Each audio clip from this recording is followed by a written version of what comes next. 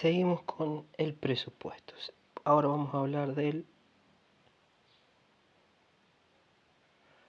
crecimiento del gasto público. Bueno, se utilizan parámetros o indicadores que nos van a permitir analizar esa situación de crecimiento de gasto público. Otro elemento que nos permite sacar conclusiones es hacer comparaciones entre países. Por ejemplo, el Banco Central hace la siguiente planificación. Países de altos ingresos es cuando tienen un 40%. Países medios, de ingresos medios, hace dos distinciones, medios altos y medios bajos. Los ingresos medios altos un 30% y bajos un 25%.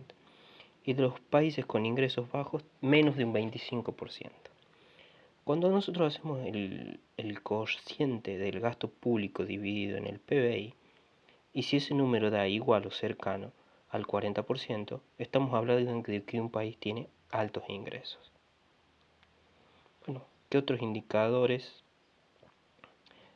tenemos? Tenemos indicadores de la participación del sector público en la economía.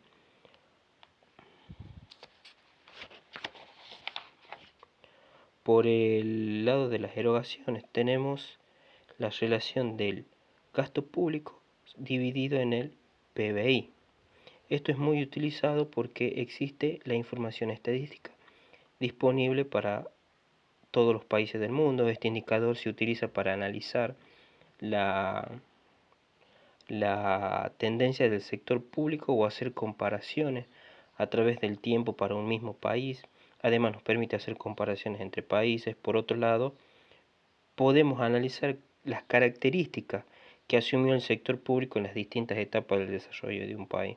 Podemos saber si el sector público creció o no, pero no cuánto, y las desventajas de este ratio es que compara variables no homogéneas, ya que el PBI es una variable de valor agregado y el gasto público es una variable de valor total o bruto, por lo tanto tiene variaciones independientes entre sí. Después tenemos la relación del por el lado del valor agregado tendríamos el valor agregado en el sector público dividido en el país. Después tenemos por la presión impositiva, tenemos la recaudación tributaria dividido en el PBI. Si bien no mide con exactitud el tamaño, pero va a servir para analizar qué parte de la riqueza generada por los particulares se apropia el Estado. Ahora, la relación del personal público total sería el personal ocupado en el sector público dividido en las personas ocupadas en la economía, que esto sería por el lado de la utilización de los factores productivos. Este indicador que nos está indicando, nos está diciendo qué porción de las personas ocupadas pertenecen al sector público. Y estamos comparando dos variables que no son del todo semejantes, ya que los empleados del sector público son asalariados y dentro de la población económicamente activa hay asalariados, empresarios, etc. Después, por el lado de los bienes y servicios disponibles, tenemos el consumo del gobierno en general, más las inversiones del gobierno en general, más las inversiones de las empresas públicas, dividido en los bienes y servicios disponibles.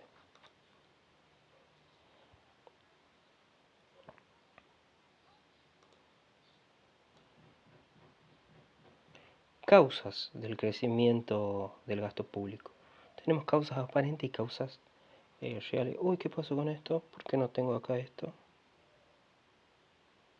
No tengo esto. ¿Qué pasó? A ver, un segundo. Ya lo. Ahora sí. Bueno, causas aparentes y causas reales. Las aparentes serían la inflación, el PBI, el crecimiento de la población, es decir, el crecimiento demográfico, o el crecimiento de la población.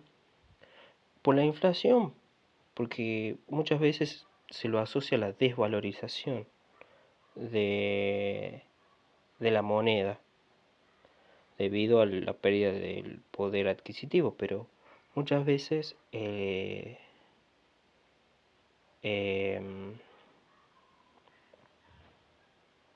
Estado adquiere bienes que debido por la inflación aumentan sus precios. El PBI, bueno, por la misma razón que aumentan el PBI debido a que aumentan también los ingresos y los gastos. Y puede ser que eso se dé por un caso inflacionario, por ejemplo, porque en el PBI están todo lo que tenemos como ingresos, los gastos y también están todos los bienes. Si hay un aumento en la inflación, los bienes que tenemos van a aumentar de valor y eso va a aumentar el PBI, o sea, es una causa aparente.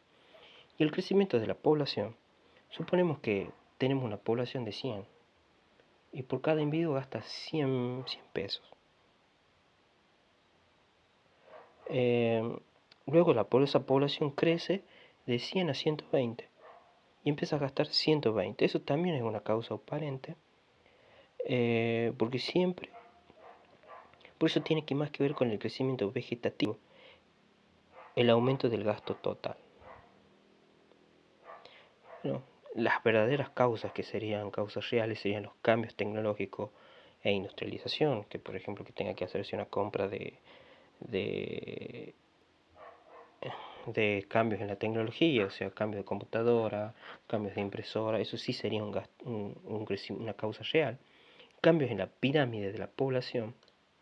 Acá vamos a hacer un pequeño gráfico. Vamos a poner de color amarillo. Y el tamaño lo vamos a hacer un poquito más chico. ¿Por qué cambios en la pirámide poblacional? Porque la pirámide, esta es una pirámide. Esto sería lo común, porque aquí hay niños, en esta parte tenemos niños, en esta parte tenemos los jóvenes y en esta parte tenemos los adultos. Los jóvenes acá mantendrían, que están activos, mantendrían a las personas adultas. Y una vez que estos jóvenes pasen para acá, los niños van a pasar para acá y van a terminar estos niños manteniendo a estos jóvenes que ya son adultos. Ahora, ¿qué pasa con el tema de la población cambia? Bueno, voy a hacer un poquito más chico el puntero. Ahí me gustó más. ¿No es cierto? Esto sería la situación ideal. Pero muchas veces ocurre esto. Uy. Bueno, no soy tan buen dibujante. Pero muchas veces ocurre esto. A donde... casi me salí a la derecha. Pero bueno, a donde hay muchos niños, pocos jóvenes, y hay muchas personas adultas que ya no pueden trabajar. Y bueno, y después está la última situación, a donde hay muchos adultos, menos jóvenes, y casi nada de niños. Eso sí sería un cambio en el gasto público, porque el Estado tiene que gastar en mantener a las personas adultas, debido a que no pueden trabajar. Y Argentina hoy está en este punto y está a punto de irse a esta situación. No soy tan buen dibujante, chicos, perdón. Bueno, sigamos. Aumento, otra causa real sería el aumento del ingreso per cápita, o lo que nosotros conocemos como el bien de lujo.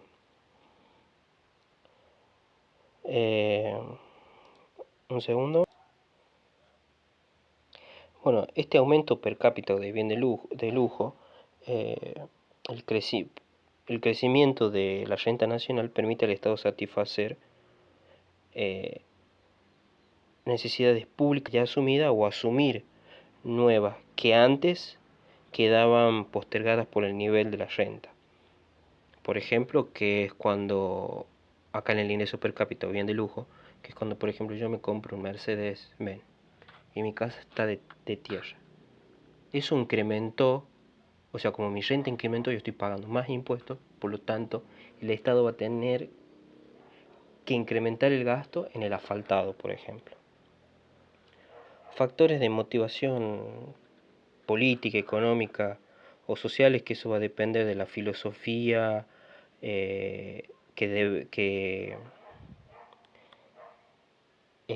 o del partido que esté liderando el país. No encuentro las palabras, pero sería, por ejemplo, si un político decide no hacer tantos gastos en obras públicas, eso no va a acrecentar como otro político que quiere incrementar los bienes en obras públicas. Eso sí va a aumentar el gasto público. Bueno, cambios en la urbanización, que es cuando la ciudad se empieza a expandir y entonces tiene que hacer más, el Estado empieza a crear más calles, empieza a crear más escuelas, tiene que poner más luces, cableado de energía eléctrica, etc. O sea, implica un costo mayor, un gasto mayor.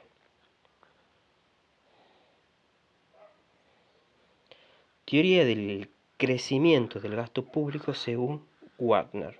Bueno, él partía de la hipótesis que el progreso de la sociedad industrial generaría presiones políticas hacia consideraciones sociales.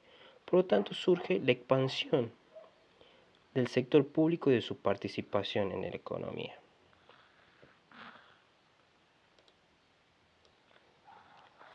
Bueno, ¿qué estamos diciendo? Que se plantea de que a medida que avance el desarrollo económico de un país, el ingreso nacional va a aumentar. Entonces ahí el gasto tendrá que aumentar en una porción mayor a la del ingreso nacional.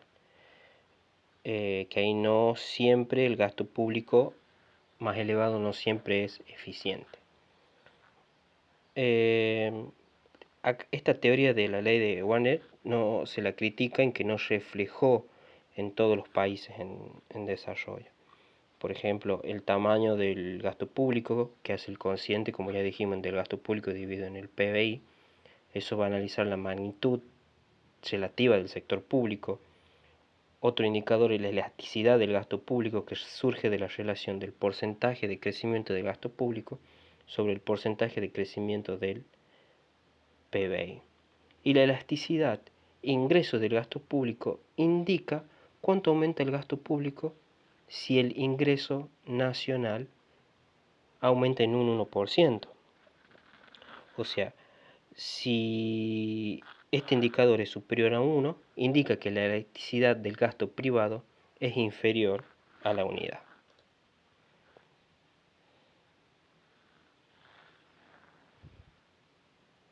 Bueno, el efecto umbral significa que los votantes se resisten al aumento de los impuestos, pero ya en condiciones de emergencia queda superada. O sea que están dispuestos a mantenerlos o bajarlos, pero por encima del nivel de tolerancia anterior porque cambiaron las necesidades de los votantes. Esto así no se entiende mucho. Entonces, el efecto umbral habla de que yo como persona no quiero pagar impuestos, pero en condiciones de emergencia estoy dispuesto a que se me cobre más impuestos. Por ejemplo, el impuesto a la guerra. Vamos a hacer un gráfico. Color rojo. ¿No es cierto? Uy, nada que ver.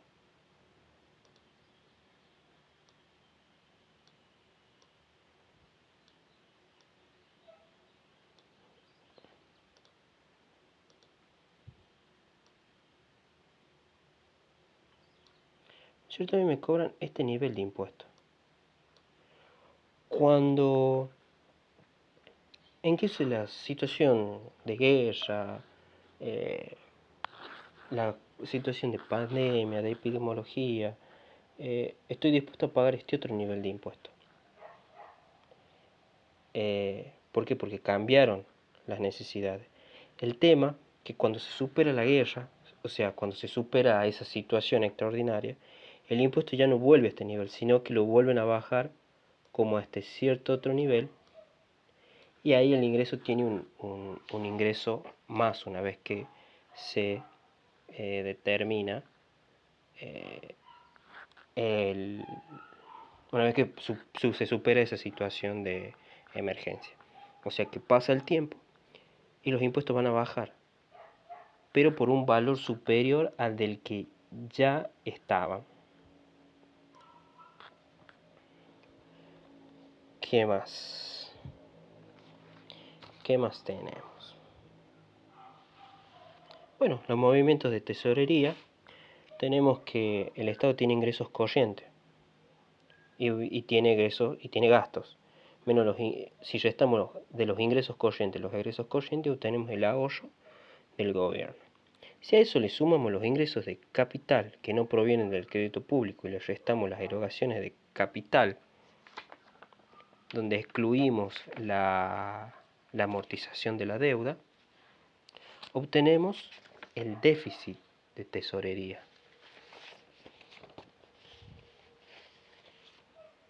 ¿Verdad? Cuando hablo acá de los ingresos de capital no provenientes del crédito público, es cuando el Estado privatiza una de sus empresas, o sea, las vende. Eso implica un ingreso de capital. Bueno, le restamos los egresos de capital a donde no tenemos en cuenta la amortización de la deuda, eso nos da el déficit de tesorería. Como tengo déficit, tengo que buscar más ingresos. Entonces, ¿qué hacemos? Nos financiamos al mediano y al largo plazo con ingresos de capital ya provenientes del crédito público. Acá, como tengo el déficit, me endeudo, voy y busco un crédito. Bueno, y el resto ya sí, la amortización de la deuda pública que proveniente de los gastos de capital. Y eso me da el desequilibrio de tesorería.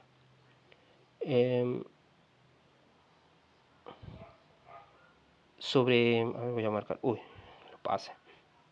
Bueno, ya vuelvo. En otra materia se ve que cuando... Voy a trazar una línea de color amarilla. Vamos a poner una línea acá.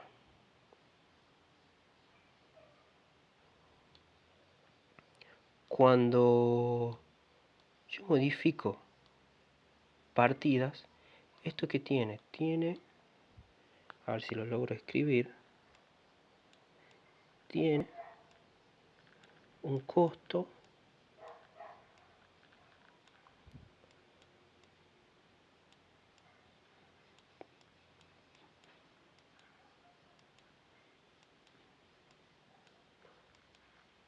bueno, no me va a alcanzar, chiquitito, político.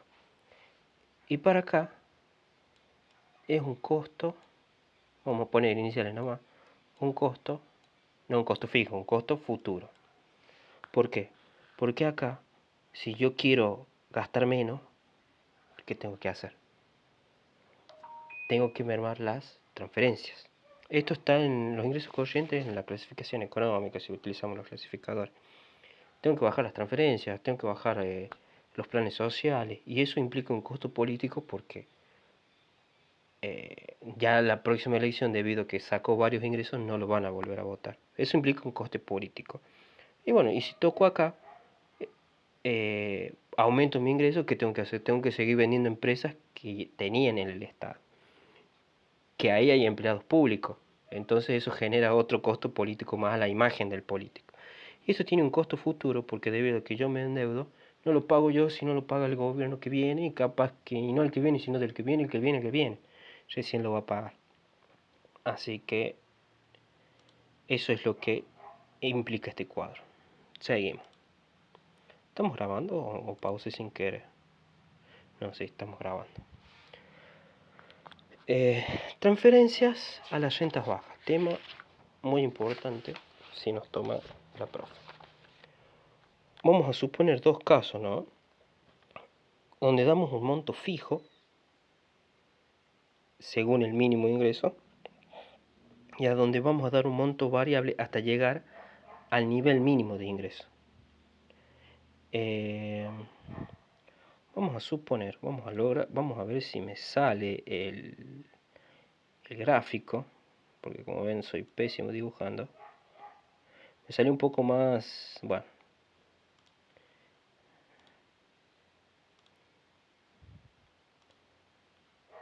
Me salió un poco más derecho, estaba por decir, pero bueno, a ver ahora. Bueno, casi. ¿No es cierto? A donde nosotros tenemos una oferta. Vamos a poner otro color. Ahora, el monto fijo según el mínimo de ingresos, o sea, se va a transferir un fijo de 10.000 pesos para cualquier persona con un ingreso inferior a 10.000 pesos. Vamos a poner uno, ¿cierto? O sea, si yo estoy acá, a mí me van a transferir 10.000 pesos. Entonces voy a llegar a tener un ingreso de 20.000, ¿verdad? Bueno, supongo que sea derecho, ¿no? ¿Qué pasa? Se va a realizar la transferencia por un monto fijo para todas aquellas personas que no registren ingresos computables. O sea, es decir, que tengan ingresos hasta este punto. Hasta 99.999 pesos van a recibir 10.000 pesos más. Esto mejora en general los ingresos porque ya son superiores a 10.000 pesos. Es muy fácil de aplicar, pero ¿cuál es el tema? Que generan mayores transferencias. ¿Y cuál es la otra cosa que genera? Enanismo laboral. Ya que luego de los 10.000 pesos y hasta los 20.000, no conviene que yo consiga un trabajo. Conviene que yo trabaje hasta los 9.000 pesos. Debí haber hecho un gráfico, pero bueno. Vamos al otro caso.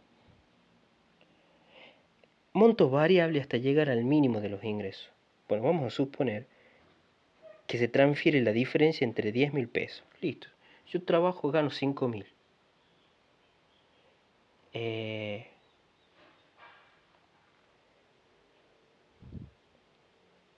Debería... voy a intentar copiar el otro gráfico. Habíamos dicho que teníamos la oferta.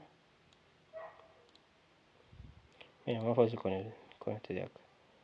¿No es cierto? Si yo gano 99.000, me van a transferir hasta 10.000 pesos más. Entonces voy a estar ganando 20.000 pesos al mes. Bueno, ahora, en esta transferencia de...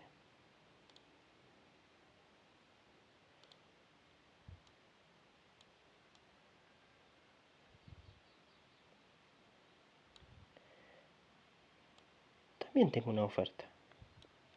Bien, o sea que acá me van a transferir la diferencia que yo gane de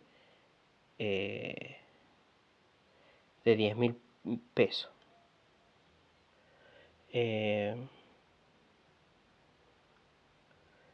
Genera una transferencia mucho menor. ¿Por qué? Porque solo me van a transferir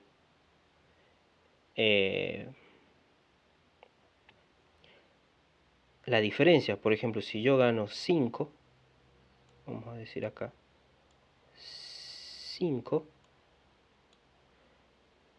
entonces me van a transferir los otros 5 para quedarme acá en 10.000, ¿verdad? ¿Qué pasa si yo gano 10.000 pesos? Se supone que gano 10.000 pesos. Entonces, ya no me corresponden ninguna transferencia y quedo ahí. ¿Qué es lo que ocurre acá? Que no me conviene trabajar. ¿Por qué? Porque voy a ganar 10.000 pesos. Esto es más complicado de aplicar. ¿Por qué? Porque primero, es necesario tener un sistema de información muy avanzado, porque uno gana 5.001, otro gana 5.002, otro gana 4.500, y si otro gana 10.100, eh, ese va a ser el problema. En cambio, este otro sistema, que era una sola transferencia para todos, el que llega hasta 9.900, se le transfiere los 10.000. Listo. Gana 10.000 pesos y un peso más, 10.000 pesos con 0,1 centavo, no se le transfiere los 10.000. Es mucho más fácil. Ahora, ¿esto qué genera? Genera exclusión de los trabajadores. ¿Por qué? Porque si yo gano 0 pesos, me van a transferir. ¿Qué me van a transferir? Me van a transferir. Ah, no se ve nada, perdón. Ah, ahí está, ahí se ve. Los 10.000 pesos. Hermosos los gráficos que estoy haciendo. 25 minutos. Lo quise hacer re corto y al final lo voy a hacer re largo el video. Bueno, 25.000 pesos. Ahora, de estas dos situaciones, ¿cuál me conviene? Es lo que usualmente se pregunta en clase.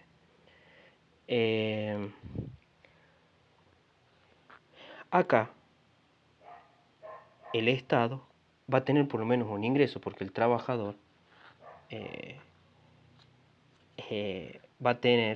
va a ir y va a comprar otros bienes, o sea que va a gastar más. O sea, va a gastar 29.999 pesos. Y eso va a generar después ingresos al Estado. En cambio, en esta otra situación, voy a llamar que cualquier cosa, el Estado, la gente, ¿qué va a decidir? No, si es preferible no ir a trabajar. Genera eso, que no genere más trabajo, porque la gente va a preferir que le llegue el dinero directamente los 10.000 sin trabajar. Y el Estado después no va a tener otros ingresos como allá, o sea, van a llegar hasta los 10.000. La persona va a poder consumir hasta 10.000 pesos si decide no trabajar. En cambio, en este otro anterior, eh, genera eso, en el que la persona, bueno, trabajo hasta acá, total después me transfiere más y va a haber más ingresos. Son dos herramientas, el tema que ahí limita porque pone un tope. Así que bueno, hay muchos temas sobre esto, así que bueno, espero que me hayan entendido el gráfico. Así que bueno, sigamos. Y el último tema, los sistemas previsionales, que aquí habla de lo que es las jubilaciones, porque teníamos, como sabemos, antes estaba en Argentina, hasta 1994, el sistema de capitalización. Hoy todos nos jubilamos con el sistema de reparto. El sistema de capitalización era un sistema privado donde cada uno aportaba para jubilarse y solo cobraba lo que aportaba. En cambio, en el sistema de reparto, que es el sistema que tenemos hoy, los trabajadores activos aportan a una caja del Estado y esos fondos de los activos se les va a pagar a los pasivos, o sea, a los que están jubilados. Bueno, el sistema de reparto es un sistema solidario. Los activos realizan los aportes que le pagan a los pasivos. El encargado de recaudar todo eso es el ANSES, es el que lleva a cabo todo eso. Y acá el Estado actúa como un garante del sistema, o sea, yo le doy y él me garantiza que cuando yo me jubile, él me va a pagar. O sea que cuando yo deje de ser pase de activo a pasivo, otro activo me va a estar financiando. ¿Cuáles son las ventajas? Que se actualiza por inflación, o lo que debería ocurrir. Cuando hay inflación, el propio Estado define cuánto va a cobrar el retirado. El sistema de capitalización, los sistemas, como ya dije, son de aportes, son individuales, cada uno va aportando a su propia cuenta. Hay desigualdades, porque uno gana, uno cuando se jubila, depende cuánto aportó, va a ganar más, va a ganar menos que otro. Antes estaba a cargo de la AFJP, que era la Administración de Fondos Jubilatorios y de Pensiones. Bueno, esto, ¿qué hacían? Invertían esos aportes en el mercado los mercados financieros. Y eso generaba una rentabilidad que iba a la cuenta de la propia persona. ¿Cuáles son las ventajas y desventajas? Uno, que fortalece el mercado financiero. Y la ventaja, que acá el Estado no actualiza esos aportes. Este sistema parece muy bueno, pero cuando no hay inflación. Eh, ningún país, o sea, todos los que están en el sistema de reparto quieren el sistema de capitalización, y los que tienen el sistema de capitalización quieren el sistema de reparto. Y hay países que tienen ambos sistemas, pero nadie ha logrado solucionar este tema. Bueno, y la sostenibilidad del régimen se hace, ¿cómo se hace? O sea, el salario de los activos por el número de activos por la alícuota impositiva, que eso va a ser igual al salario de los jubilados que son pasivos por la cantidad de pasivos más los gastos del sistema.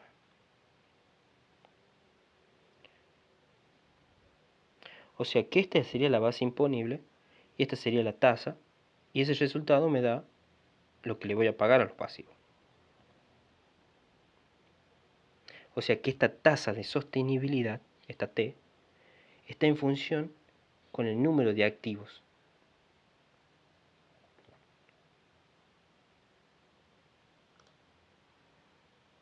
Y nada más.